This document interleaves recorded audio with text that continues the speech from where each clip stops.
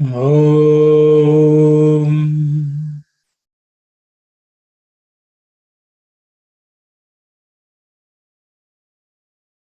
Om.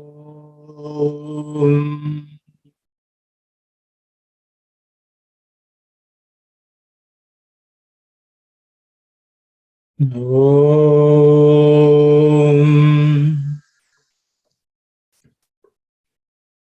Om. Sahana bhavatu. Sahanau bhunaktu. Sahaviryam karavavahai. Tejasvinavadhitamastu. Ma vidvishavahai. Om. Shanti, Shanti, Shanti. Sairam, everyone. In 1973, Swami had conducted a summer course. And in that summer course, Swami had delivered 33 lectures. And in those 33 lectures, Swami had covered topics which were related to the work Bhaja Govindam, work which was composed by Adi Shankaracharya. Swami had selected a few verses, I think 16 verses Swami had specifically mentioned and spoken about. So we will take up the study of those. So we'll start off with a quotation of Swami from a discourse which he delivered in 1993. Swami says, Bhaja Govindam is a prayer that emphasizes the importance of devotion to God as a means to spiritual development and liberation. So that's Swami gives a lot of importance to this work. Swami quotes these verses often, and there are even bhajans with Bhaja Govindam which Swami sings. So Bhaja Govindam. Bhaja Govindam. The word Bhaja, for the sake of pronunciation, the Bha is aspirated consonant. So the fourth letter in the Pa Varga. So it has to be said Bha. Bhaja Govindam. Bhaja is an instruction telling someone to do something. Worship. Sing the praise of Govinda. So Govinda is Lord Govinda, Vishnu. There are multiple meanings which we will go through a little later. So it's an instruction. Sing the name of the Lord Govinda. Or sing the praise of Govinda. This work is also given another name, Moha Mudgara.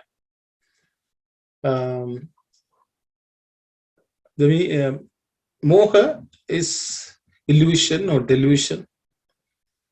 Mudgara means a hammer, something with which you can powder anything, you can destroy anything.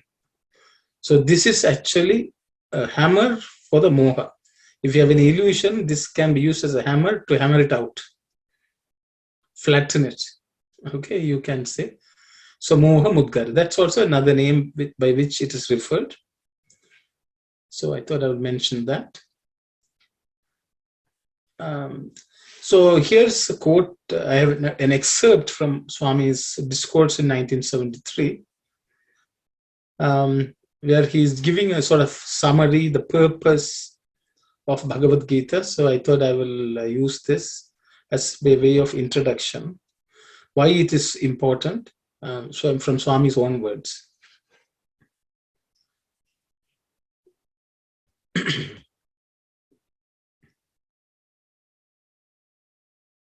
He who does not have faith in himself will have no faith in God. There is no one who does not love himself, has no belief in himself, and has no ambition to rise higher and higher. Even a man who does not have faith in God does have faith in himself. and desires to have the strength by which to cultivate faith in himself. This is something which is quite natural and which comes surging from the depths of one's heart. There's a small example for this. There was once a guru living in a place, and he was communicating wisdom to people who used to come for his darshan. Those people who were coming to have his darshan used to bring some flowers and fruits in accordance with Indian traditions. One day, as the offerings were plenty in the form of fruit, he called a disciple and asked him to cut the fruit and arrange for its distribution as prasad.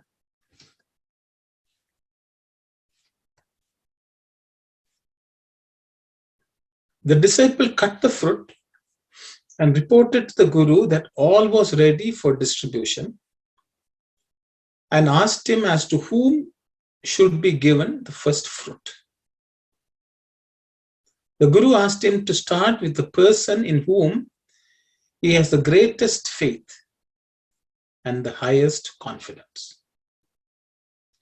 All the people assembled there thought that the disciple would give the fruit to the teacher and then distribute it to others. But the disciple did not do so. He took the first fruit himself. When the surprised onlookers asked for an explanation, he said that since he had the greatest confidence and affection for himself, he took the first fruit.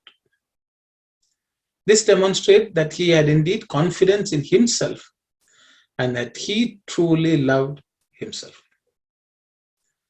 When we look at this story outwardly, it may look as if the disciple had no faith in the Guru, but we should realize that he acted in this manner because of supreme confidence in himself. Therefore, if one does not touch the feet of God, does not go to a temple, or does not go on a pilgrimage, we should not conclude that he has no faith in himself.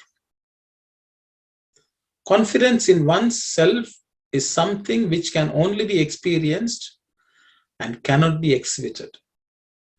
What is important is that one should have faith in himself. While individuals may have their own notions, and these may differ from each other, the Atma Tattva is one and the same to whomsoever it belongs.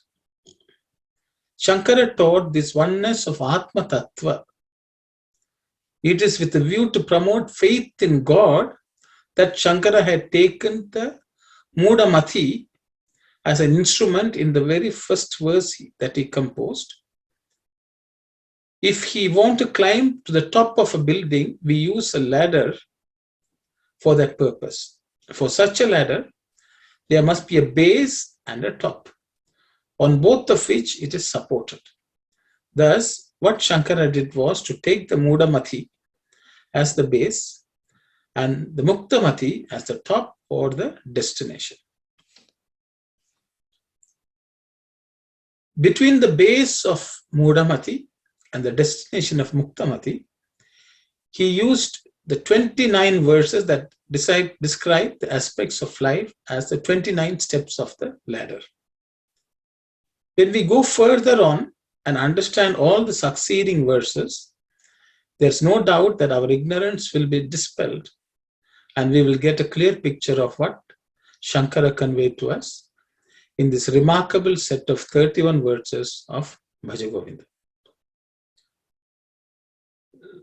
So Swami is telling that the verses, 31 verses, will take one from the stage of Mudamati, a foolish one, to the state of Muktamati, one whose mind is liberated.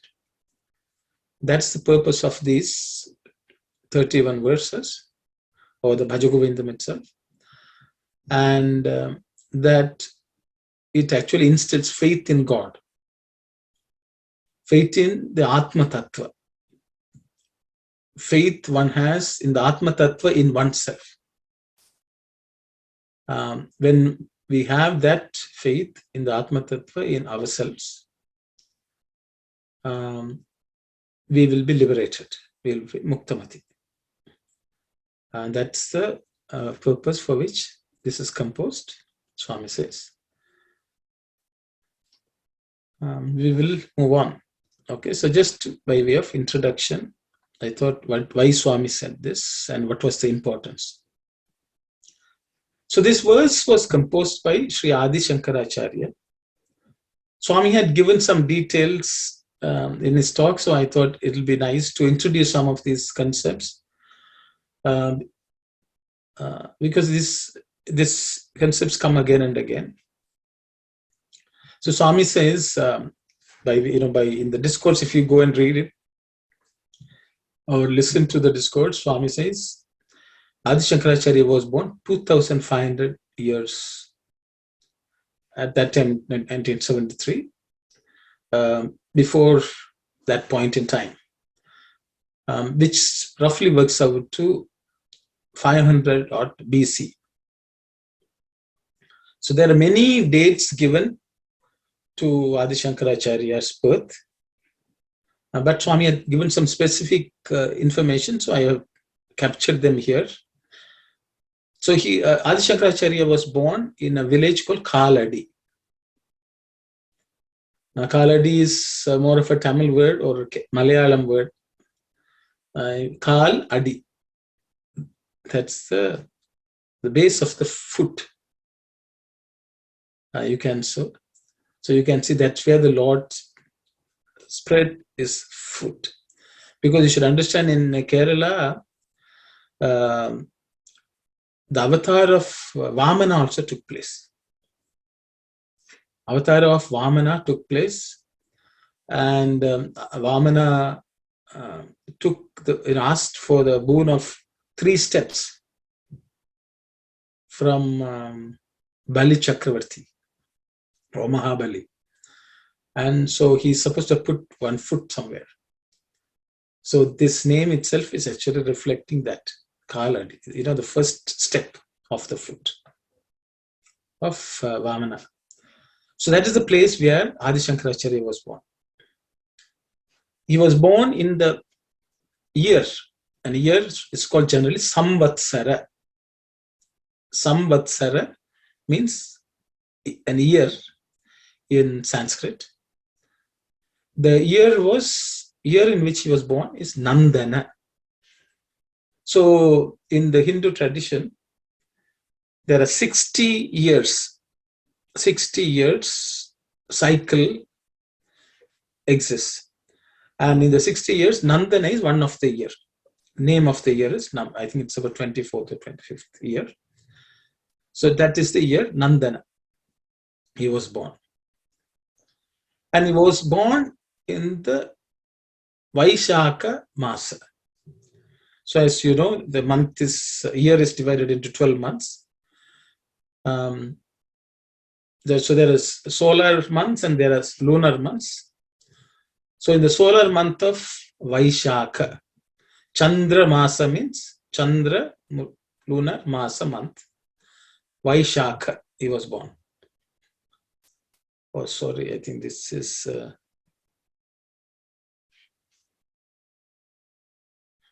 Okay, so he was born in the Tithi. 1 second, give me a minute.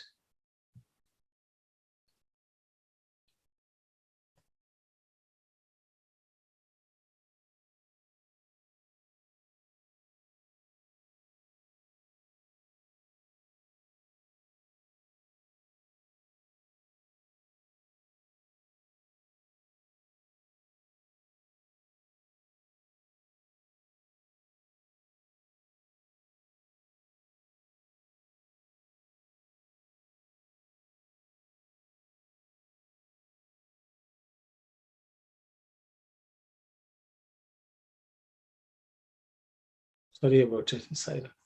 So Tithi. So Tithi is a lunar day. And so I think you all are familiar with it. Pratama, Dvitiya, Tritiya. Chaturthi, Panchami.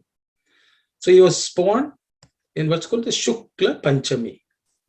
That's the 5th day of the bright half of the cycle of moon. So the bright half when the moon grows, that's called Shukla Paksha. Paksha means a group of 14 days. Also, the right side, Paksha is side also. So the 5th day of the bright half of the lunar cycle, Shukla Panchami, he was born. And the weekday in which he was born is Vara. Vara is weekday, Ravihi, or sun. So it's Sunday he was born, which was the Panchami, Shukla Panchami of the Vaishaka Masa in the year of Nandana, 2500 years ago, in the place of Khaladi.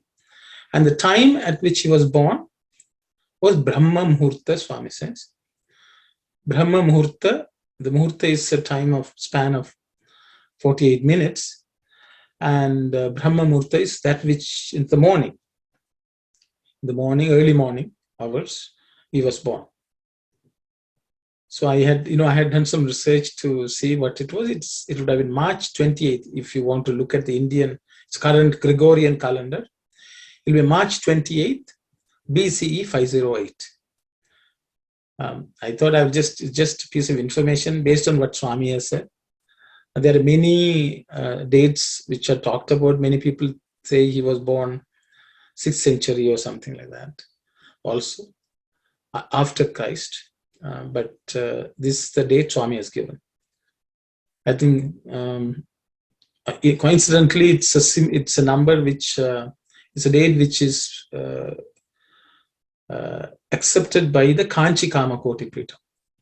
Just for information, just additional information. So I will give a summary of this work of Bhaja Govindam. I don't know if you know, I think, of Adi Shankara. He was instrumental in the revival of Sanatana Dharma because it had undergone lots of deterioration. Swami in his discourse, the earlier discourses, the first and second, I think second or third discourse, Swami is saying that Dharma had started waning. It had started dwindling 5,000 years ago, just after Krishna left the physical form. Since then, adharma has been rising and dharma has been declining. And various Mahan avatars or Amsavataras or divine personages come to revive. And Adi Shankaracharya is one of the greatest of them. And he has traveled the length and breadth of India, had established mathas in the 4 corners of India and so on. And he had done a lot of written work. He had been teaching students. He debated with various others, other people who believed in various other philosophies. And he established Advaita as Advaita always existed. He re-established that as a thought and explained and taught what Advaita is. And he has also composed many works of devotion, Saundarya Lahari, Swananda Lahari, and so on. So there are many Laharis which he has composed. And there are many Advaitic texts also he has composed. And he has written commentaries on various Upanishads and the Bhagavad Gita. So these are the accomplishments by Adi Shankaracharya. So in this work, it consists of 31 verses. Swami says the first verse was composed by Adi Shankaracharya. Then his 14 disciples, he had 14 main disciples, senior disciples. And they also composed one each, learning the essence, trying to understand the essence of what Adi Shankaracharya taught them. And then Adi Shankaracharya composed another 12 verses, which are called Dwadasha Manchari, a bouquet of 12. And that comes up to 30 or 27. Then Shankaracharya composed 4 more verses as a benediction, as blessings. And altogether, it works out to 31 verses. Okay, so this is a summary of Swami's discourse. If you go and if anyone wants, I think you can read the third discourse of Summer Showers 1973 and you will see the details. But I thought I would just mention this as introduction. We will go to the first verse, which we'll cover today.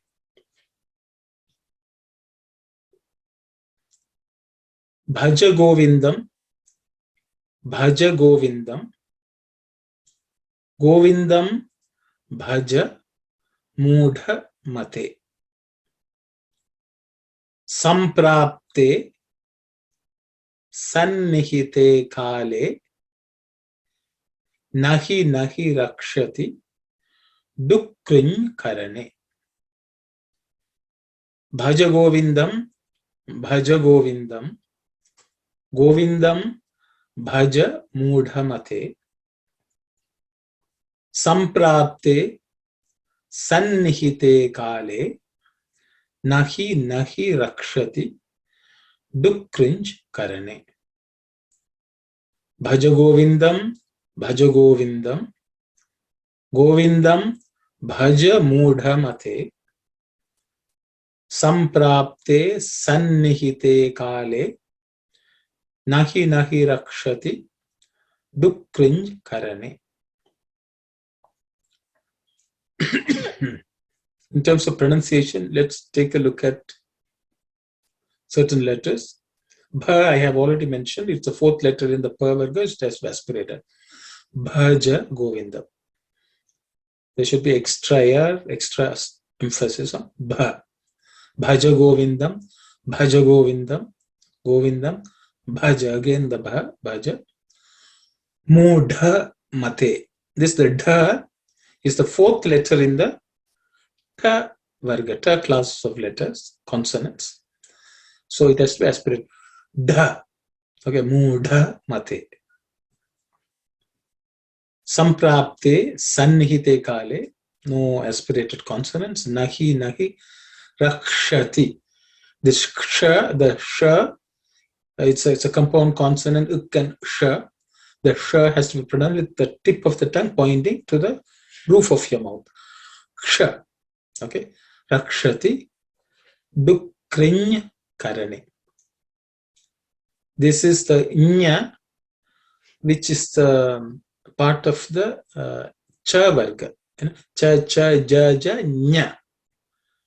Nya. Okay. Like Jnanam and all comes from that.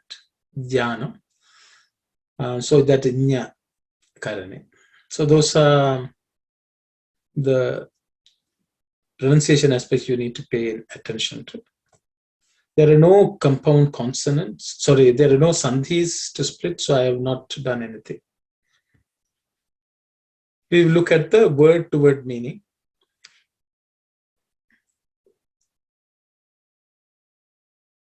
Bhaja.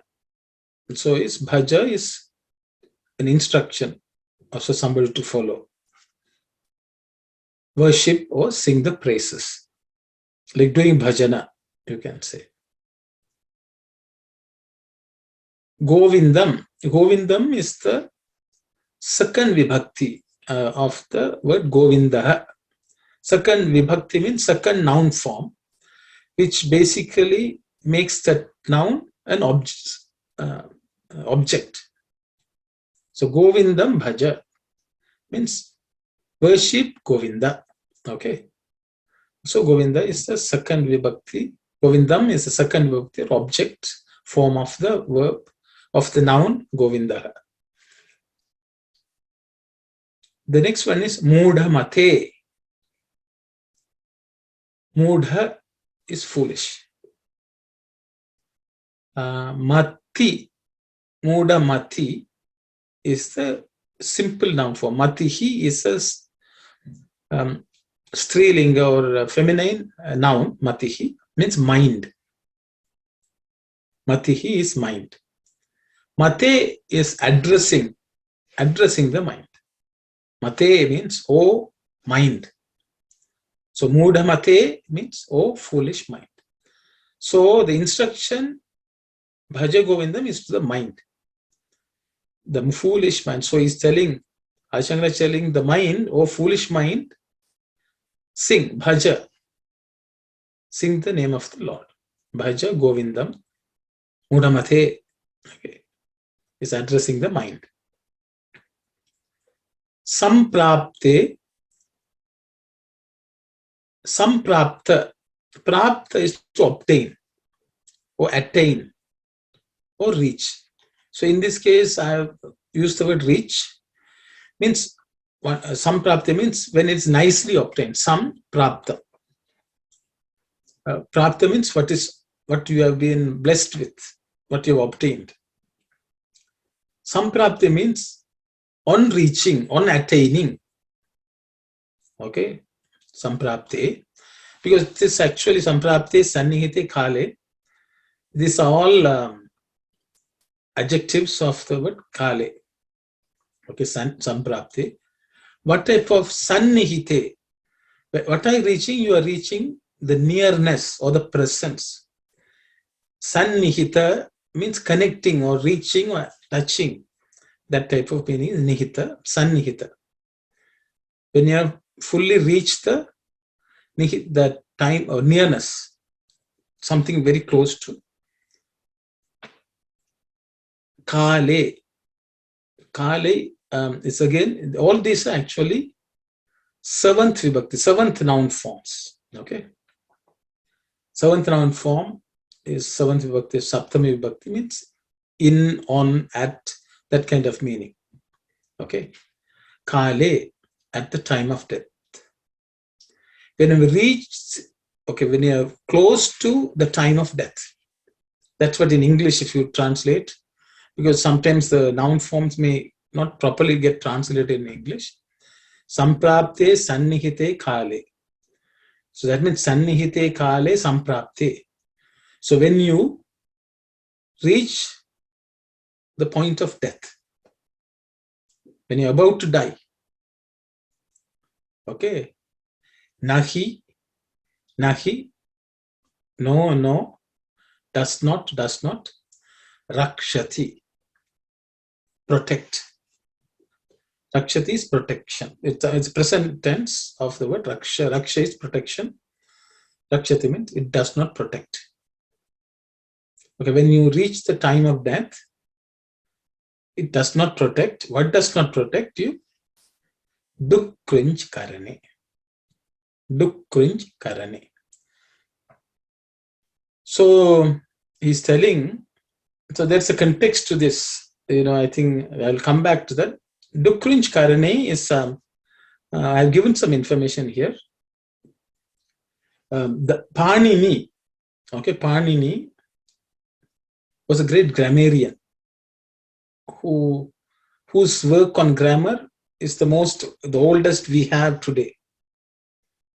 He's supposed to have compiled and composed this work called Ashtadhyayi, a work of 8 chapters, which is what the foundation for Sanskrit grammar as we know today.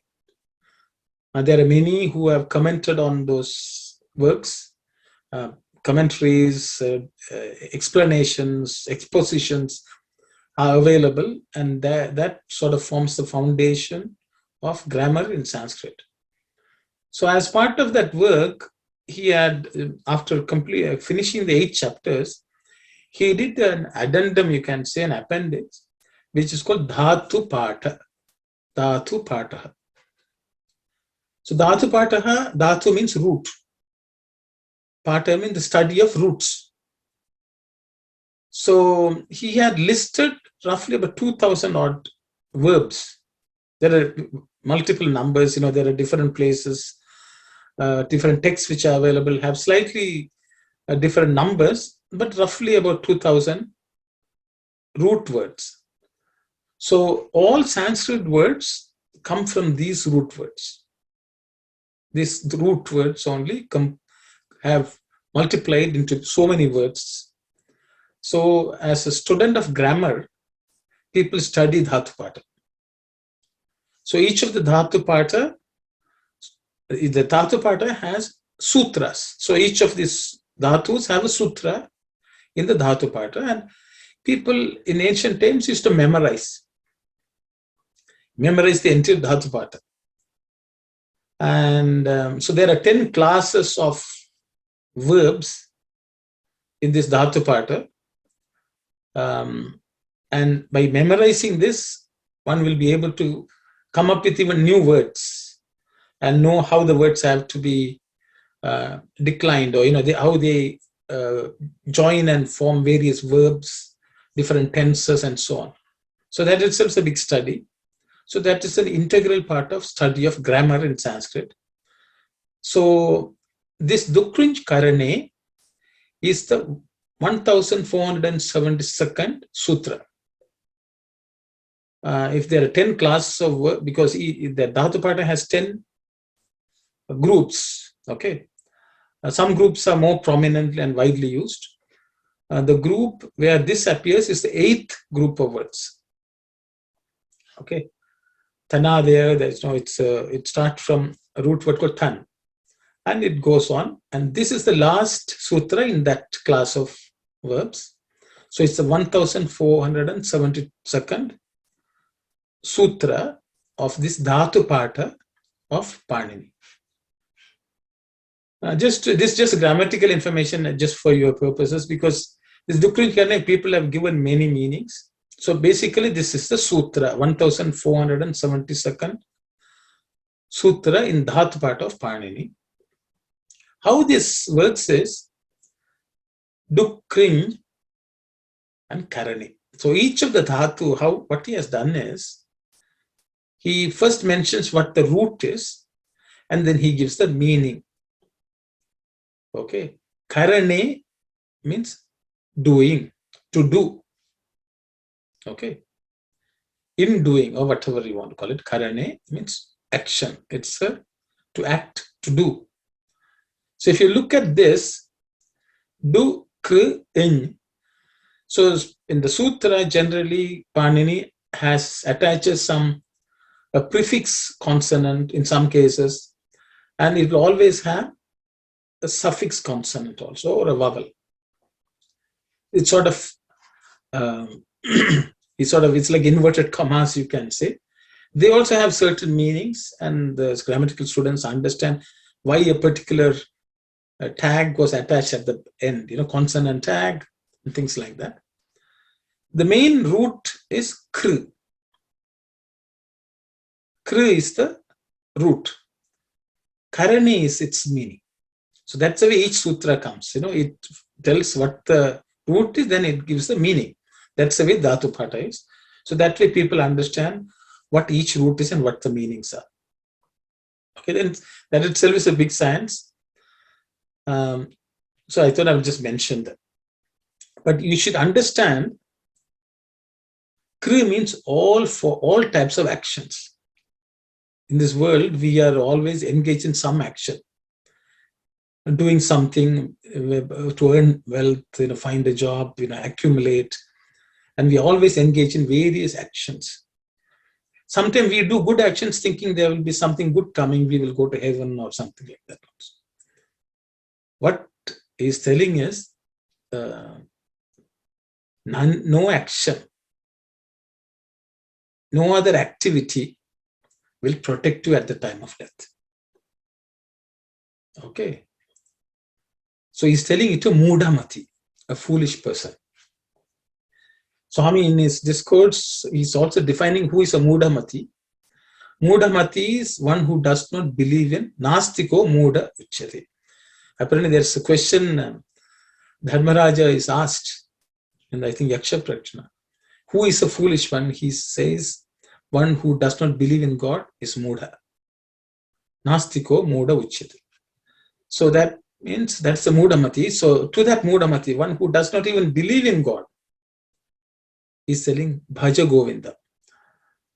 sing the praise of God, worship God. Okay, that's the only activity which can protect you. All other actions will not protect you at the time of death. So that is Dukrinj Karani. I have a few excerpts of Swami. We'll read them. In the pursuit of this program, so I will, Swami, I've taken an excerpt. What Swami says is Adi Shankaracharya traveled all over India to re-establish Sanatana Dharma. Because at that time there were people fighting this. There were 6 types of matas which were present. Shaiva, Vaishnava, Shakta, Ganapatya, these were Kaumara and Saura. That is people who worship Shiva, people who worship Vishnu, people who worship Shakti, people who worship Kumara or Murugan, as some of all of you would know. Then there are those who worship Ganapati, Ganapatya, and there are those who are worshipping Saura, sun. So there were 6 forms of worship at that time, and they were all fighting with each other. So he went about and tried to synthesize all of them and trying to also establish Advaita, the oneness of everything. So he did a lot of work, just unify these faith forms, make them understand that divinity is one. And he brought about a revival of Sanatana Dharma, and he brought about re-establish the study of the Upanishads and the Gita. So these were work which he did. So as a part of that program, at a young age, Adi Shankara is supposed to have started with Gayatri Mantra, Swami says, at a very young age. He had lost his father when he was a child. So the mother enrolled him in Veda Adhyayana, the study of the Vedas. So at the age of 4, 5, he started. But by the time he was 12 or 13, he had fully mastered all the 4 Vedas. And he took sannyasa very early in the 14th or 16th age. And he went about this work of re-establishing Dharma. So in the pursuit of this program, he traveled all over India. During his travels, he lived in Benares for some time. Benares is nothing but Kashi. So he lived in Kashi for some time. His 14 important disciples accompanied him. It was his daily routine to move about along with his disciples through the streets of Benares and to teach and preach his philosophy. He visited various houses of Brahmins in Benares and established the scriptural authorities for them.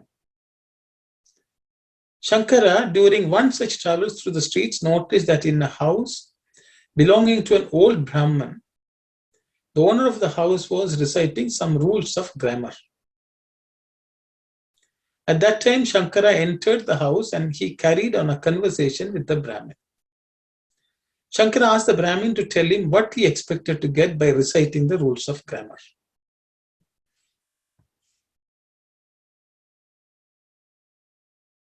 The Brahmin replied that he had a big family, was unable to support such a big family, and that he was acquiring some knowledge of grammar with which he hoped to go about and earn a little money to support his big family. Shankara then told the Brahmin that all that was needed to be told and said that reciting rules of grammar will not help him. Shankara returned to his place and decided to put his advice in the form of a verse. And that was what happened that day. The substance of the verse which Shankara then composed and began to sing along with his devotees is as follows. Sing the glory of Lord Govinda, utter the name of Lord Govinda. O you ignorant person, you should go on uttering the name of the Lord. It will not be possible for you to do so when death faces you and you are close to it. Reciting rules of grammar cannot save you.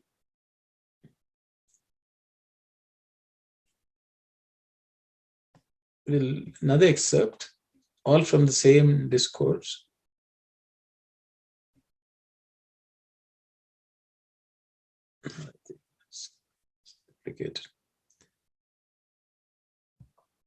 For the verse Bhaja Govindam, Govindam Bhaja, there are varied interpretations given by many learned scholars. And the word Govindam has been assigned several meanings. But the real meaning of Govindam is that it refers to one who looks after the cows or tends the cows.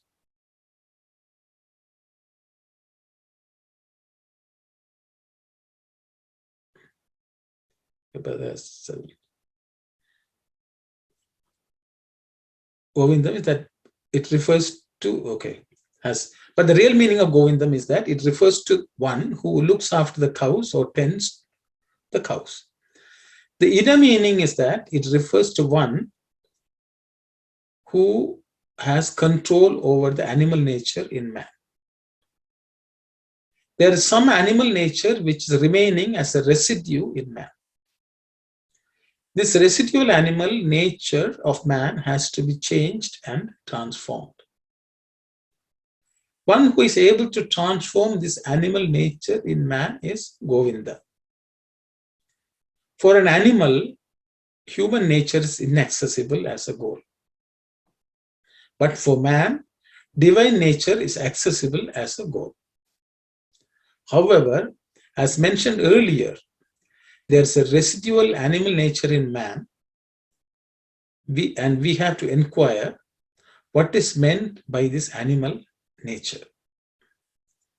When we show green grass to an herbivorous animal, it is attracted, comes close and expresses its pleasure by moving its tail.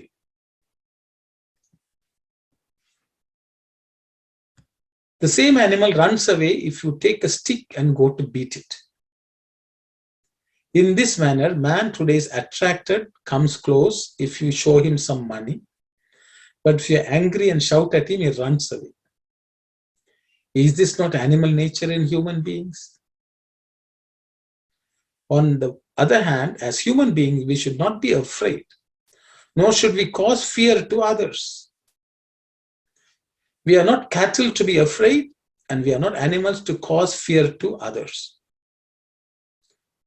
However, when some wrong deeds come to our notice or when something false is said, then to expose the truth, separate it from untruth, and punish the persons responsible for such misdeeds should be accepted qualities of man. These cannot be the qualities of an animal.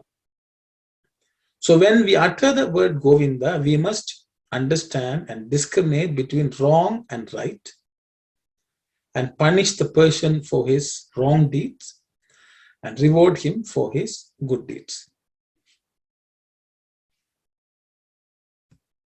To carry on the improvement of human nature so as to move closer to the divine is thus the aspect of Govinda. Every day you have to think of Govinda. Utter his name and develop faith and confidence in him. It is not possible to do otherwise and yet be happy. Another meaning of the word Govinda is that it is an uttered sound. Whether it is for the words that are uttered by man, or for the sounds that are produced by animals, or for what has been said in the Vedas, there's only one base. There may be superficial differences in the quality, but the base is the same sound for all of them. Therefore, this alternative meaning enables us to look at Govinda as the personification of sound or Shabda, Gam or cow, Bhumi or earth, Ved or Vedas, and Swarga or heaven. He who represents all these things is Govinda. This word Bhumi also gives us the meaning that Govinda is at the back of all the drama of this world that's enacted on the earth.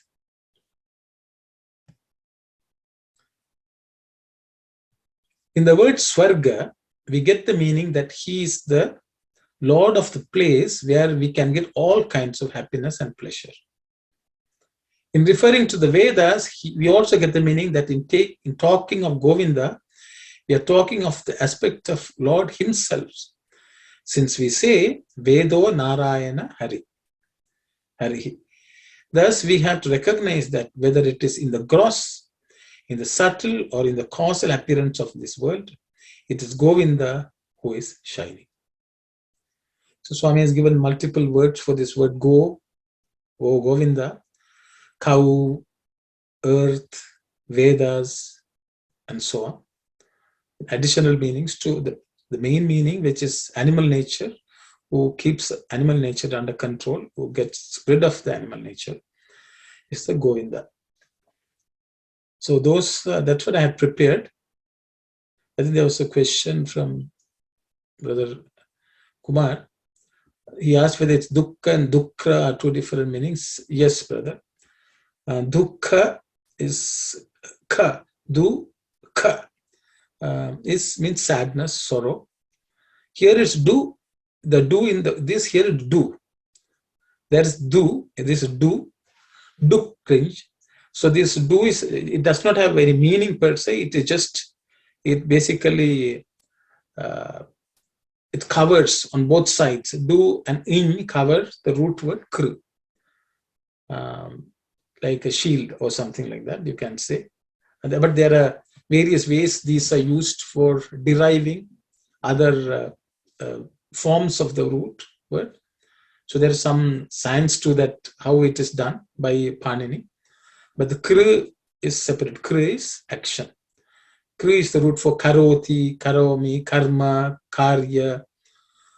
All this comes from the word kr. Even vyakarana, which is grammar, also comes from the word kr, karana. Because vyakarana means grammar is that which explains us karma, karya, karana, and samasa. Okay, it basically nirupana is which establishes what is karma. That's object, subject, activity, action, subject, object, verb, and grouping of words. All these are established by grammar. So that itself is a creation. Vyakarana means karana, to make the karana to expand.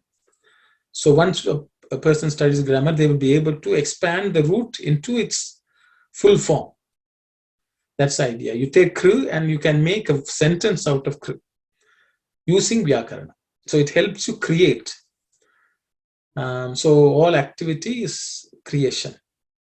Okay. Yes, Brother Vimalesan.